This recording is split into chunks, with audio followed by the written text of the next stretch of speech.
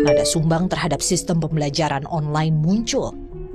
Tak hanya dari murid, namun juga guru mengeluhkan sistem ini. Assalamualaikum warahmatullahi wabarakatuh. Saya Cintia Sasikirana Nur Sabrina. Saya Delia Maharani. Kami peserta lomba peneliti belia Di bidang psikologi dari SMA Negeri 1 Palembang. Judul penelitian yang akan kami bawakan adalah pengaruh bermain media sosial terhadap prokrastinasi siswa selama pembelajaran jarak jauh. Pembelajaran jarak jauh dilakukan agar setiap peserta didik dapat melanjutkan dan mendapatkan haknya untuk tetap bisa belajar pada masa pandemi COVID-19. Pada masa pandemi COVID-19 ini, Kementerian Pendidikan dan Kebudayaan atau Kemendikbud menerbitkan Surat Edaran Nomor 4 Tahun 2020 tentang pelaksanaan pendidikan dalam masa darurat. Pembelajaran jarak jauh atau PJJ merupakan proses pembelajaran baik individu atau pertemuan khusus melalui dalam jaringan atau daring. Bagaimana pengaruh kecanduan bermain media sosial terhadap prokrastinasi siswa selama pembelajaran jarak jauh? Menurut Cahyono AS tahun 2016, media sosial adalah sebuah media online dengan para penggunanya bisa dengan mudah berpartisipasi, berbagi, dan menciptakan isi meliputi blog, jejaring sosial, wiki, forum, dan dunia virtual. Pada sebuah penelitian yang dilakukan oleh Ferrari dan Thais pada tahun 2000, prokrastinasi atau menunda-nunda dapat dikaitkan dengan kecemasan dan ketakutan terhadap kegagalan. Menurut Balakrishnan dan Syamim tahun 2013, penelitian telah menunjukkan bahwa gejala kecanduan media sosial dapat dimanifestasikan dalam suasana hati, kognisi, reaksi fisik dan emosional, dan masalah interpersonal dan psikologis. Metode penelitian yang digunakan adalah metode penelitian kuantitatif, karena penelitian yang dilakukan menggunakan sampel pada suatu populasi. Sampel yang digunakan berjumlah 200 siswa dengan populasi 1.238 siswa SMA Negeri 1 Palembang. Variabel yang diukur adalah mengenai kecanduan sosial media dan prokrastinasi. Variabel kecanduan sosial media diukur menggunakan skala dari Sahin tahun 2018 dengan jumlah item sebanyak 29 buah.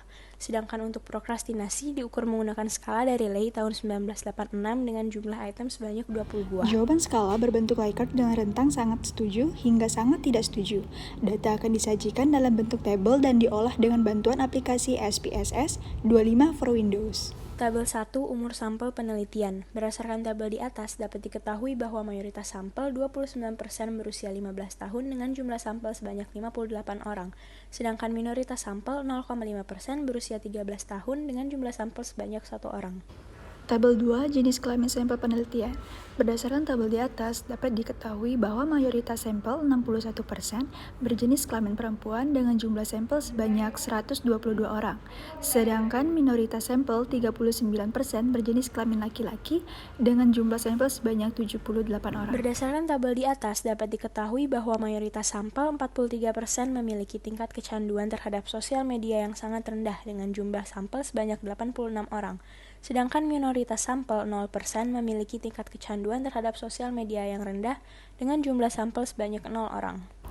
Berdasarkan tabel di atas dapat diketahui bahwa mayoritas sampel 52,5% memiliki tingkat prokrastinasi yang rendah dengan jumlah sampel sebanyak 105 orang. Sedangkan minoritas sampel 0% memiliki tingkat prokrastinasi yang sangat tinggi dengan jumlah sampel sebanyak 0 orang. Berdasarkan tabel di atas dapat diketahui kedua variabel memiliki hubungan yang positif dengan nilai signifikasi 0,162.